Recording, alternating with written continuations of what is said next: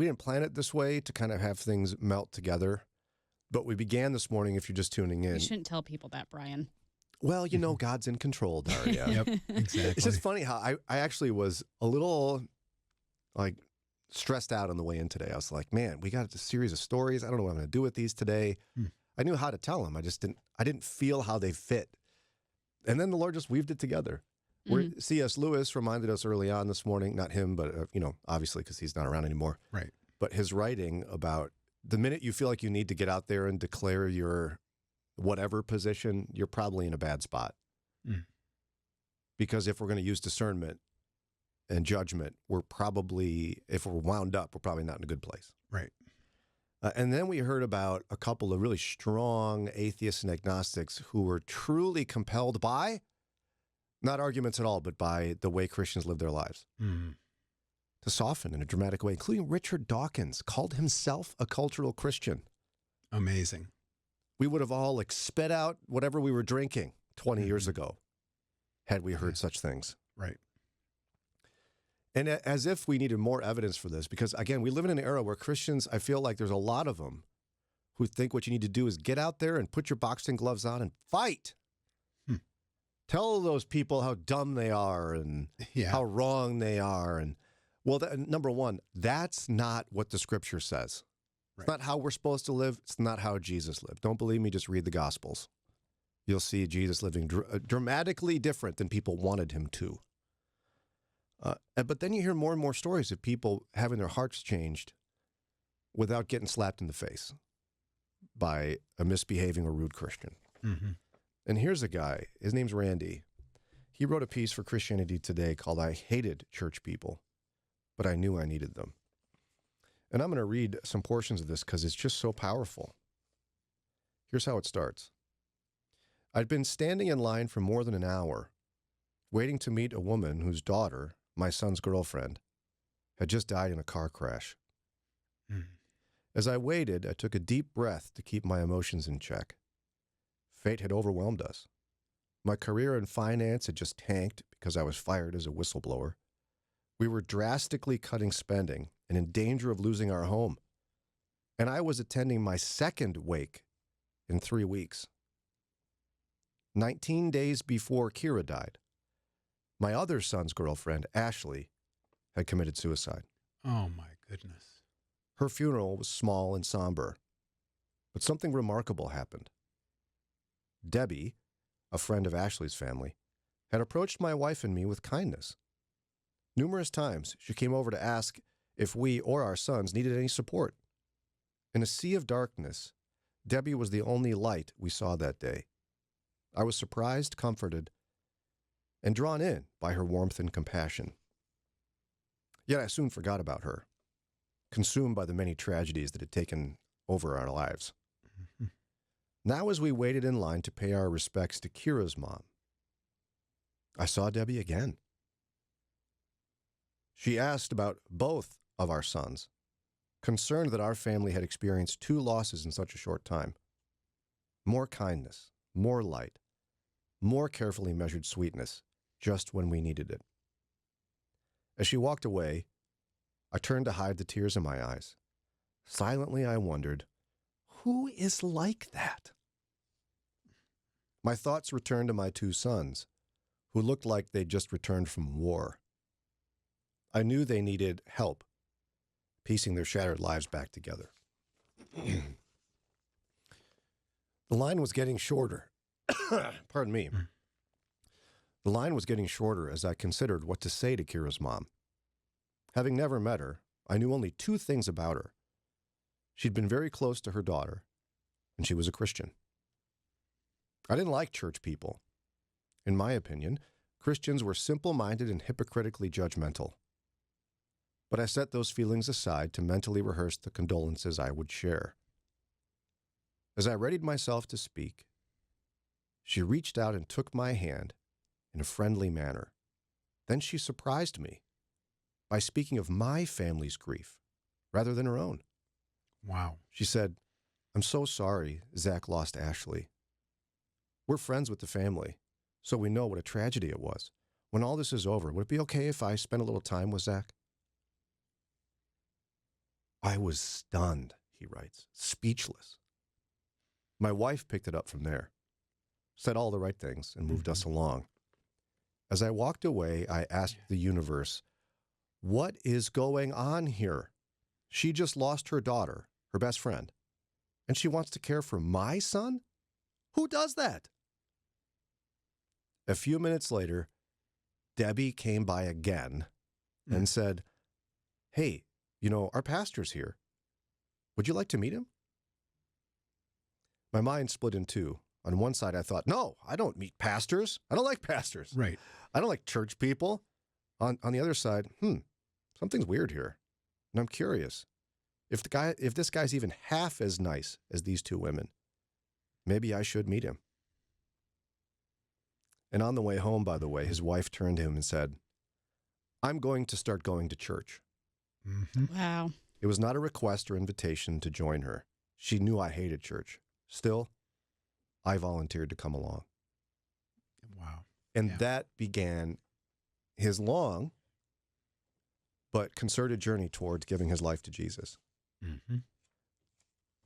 And again, I want to kind of pull this apart a little bit in a few minutes because there's so much here. A strident atheist who hated Christians Right. loves Jesus today. Now, as we see all that's going on in the world, you got the college protests on campuses, you got a presidential election cycle, you got all that.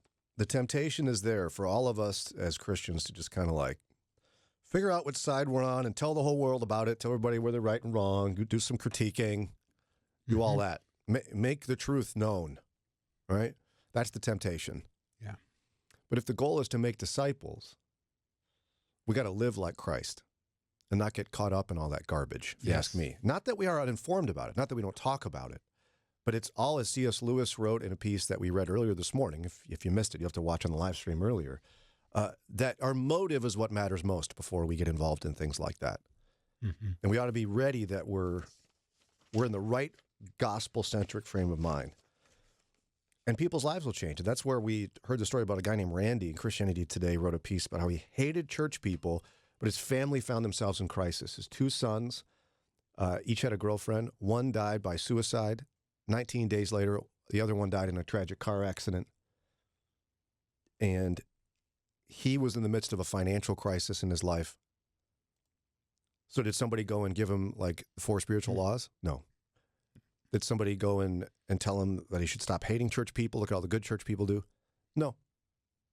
No, he just went to 2 different funerals and was bowled over by the dramatic love for Christ and love for others that the families had.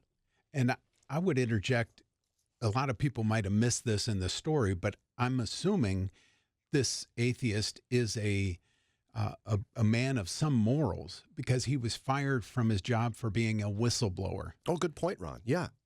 Yeah. So, he probably thought, I'm a good person. I'm good enough. I don't need God to clean me up, whatever they think. We all kind of think that way at some time. And yet the radical kindness and generosity and thoughtfulness, uncommon so, where it went from encounters, just simple encounters at a funeral, where people would care about him. He'd go, who's like this? I mean, this is, what I find a relief, Dari, is it's like, it's not hard. It's not rocket science what these folks did. It's not. And I've heard so many times, just being nice to people isn't enough. And it doesn't really, and not that it doesn't matter how you live your life, but they're like, no, you need to be constantly approaching people and saying, here's the gospel. They don't know you from Adam. Why would they? You have to build up trust and rapport with people before they'll even be receptive to that. Yes.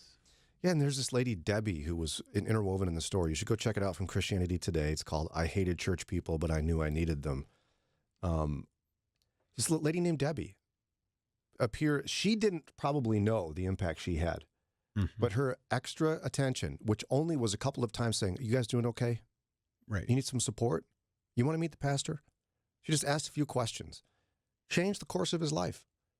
He ultimately gave his life to Jesus because of it.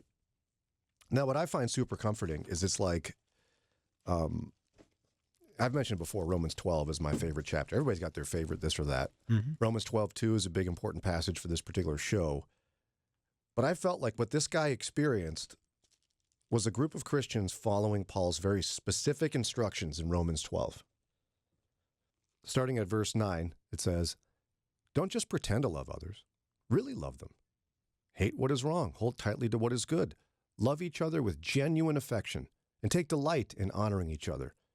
Never be lazy, but work hard and serve the Lord enthusiastically. Rejoice in our confident hope. Be patient in trouble, and keep on praying when God's people are in need. Be ready to help them. Always be eager to practice hospitality. Bless those who persecute you. Don't curse them. Pray that God will bless them. Be happy with those who are happy, and weep with those who weep. Live in harmony with each other. Don't be too proud to enjoy the company of ordinary people, and don't think you know it all. Never pay back evil with more evil. Do things in such a way that everyone can see you are honorable. Do all that you can to live in peace with everyone." And it says finally in this chapter, "Don't let evil conquer you, but conquer evil by doing good." It's a radical way to live that transformed this guy's life. So important. And I think it's such an important message for us to get this day and age too, because I got to be honest, like the closer we get to November, I'm just like dreading it. Presidential election cycles are the worst. I love this text we just got in from Lisa. I wonder if we've all been so consumed with, quote, how to share Christ with unbelievers that we've forgotten to grow him in ourselves. And all the examples you shared, it was Christians acting like Christ that compel people to soften. Remember that Christ chose to work in our hearts and intends to work in everyone else's. We can't offer anyone the kindness of Christ unless we ourselves are growing in and feeding on the life of Christ. It's beautiful, Lisa. Yeah. No, it's absolutely beautiful. And it's all born out of the idea that, you might be like, well, where does that kind of feeling come from? You just obeying orders from Scripture? No. When you truly know what you've been saved from, when you preach the gospel to yourself and see how much you didn't deserve salvation, and yet Christ died for you anyway, and for me, you're just so overwhelmed with gratitude. What else could you do but pour out love to other people? To give them something they may not deserve because you've been given even more. That's the basics of the gospel. And yet, what I see lived out so often in public by Christians is a much more immature faith that's based on shoving rules in people's face that don't know Jesus yet. And yet that's working less and less as American society drifts away from Christian faith. We're not going to shove people's morals in their face and get them saved. Well, I love how, I don't know if it's someone else that you're quoting, but you always say we can't be shocked when unbelievers act like unbelievers. Yeah, in fact, our station manager, not the current one, but the previous one, pastor, Scott Cruz, a good friend of mine, he would regularly tell our staff, one of the things we have to remember, we can't be surprised when non-Christians act like non-Christians. We've got to stop this. Yes. Why would that shock anyone? And I hope we can all, and me included, internalize these types of stories we've been listening to today as we approach a very contentious election cycle. Clearly, it's going to be the summer of protests and, whatever. Don't worry about all that. Be ready. Know what's happening. But maybe be more ready to offer a cold glass of water to somebody who's protesting and screaming at you than scream back. Yeah. Do you ever find yourself missing the More Run moment in the morning and you wish you could just go back and watch it again? Well, now you can. So be sure to like and subscribe so you never miss a More Run moment.